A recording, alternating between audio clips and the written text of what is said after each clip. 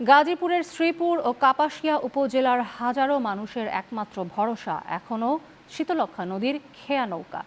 সেতু না থাকায় প্রতিদিন জীবনের ঝুঁকি নিয়ে নদী পারাপার হচ্ছেন শিক্ষার্থী, চাকরিজীবী, কৃষক ও ব্যবসায়ীরা। দুপারের মানুষের একটি সেতুর স্বপ্ন নিয়ে বিস্তারিত আরিফ খান আবিরের রিপোর্টে।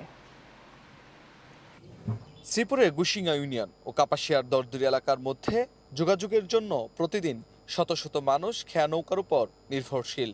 বর্ষা মৌসুমে নদীর স্রোত বেড়ে গেলে ঝুঁকি আরও বেড়ে যায়। দীর্ঘক্ষণ অপেক্ষা আর দুর্ভোগ যেন এখানকার মানুষের নিত্যদিনের সঙ্গী। স্থানীয়দের অভিযোগ, জরুরি রোগী হাসপাতালে নিতে গিয়ে সবচেয়ে বেশি ভোগান্তিতে পড়তে হয়। গুশিঙ্গা দরদুরিয়া সেতু নির্মাণ হলে ঢাকা ময়মনসিংহ মহাসড়কের মাওনা চৌরাস্তার সঙ্গে কাপাসিয়ার সরাসরি যোগাযোগ স্থাপিত হবে। পাশাপাশি কিশোরগঞ্জের পাকন্দিয়া ও ময়মনসিংহের গফরগাঁওয়ের সঙ্গেও গড়ে উঠবে বিকল্প আঞ্চলিক সড়ক যোগাযোগ। এলাকার মানুষ শ্রীপুর, গুশিঙ্গা, মাওনা এদিকে লোক এদিকে যাতায়াত করে, তাদের জন্য অনেক সুবিধা হইব। যদি ব্রিজ হয় তাহলে আলহামদুলিল্লাহ খুব ভালো। বাচ্চু ভাই যদি একটু খেয়াল করে। নদীর উপর ব্রিজ তো দেওয়ার কথা অনেক আগেও, কিন্তু এখন তো দিতেছে না, দিলে অনেক উপকার হইলে। স্থানীয় সাংসদ বলছেন, সেতুটি নির্মিত হলে শিল্প, কৃষি ও ব্যবসা বাণিজ্যে নতুন গতি আসবে এবং দীর্ঘদিনের ভোগান্তির অবসান ঘটবে দুই পারের মানুষের।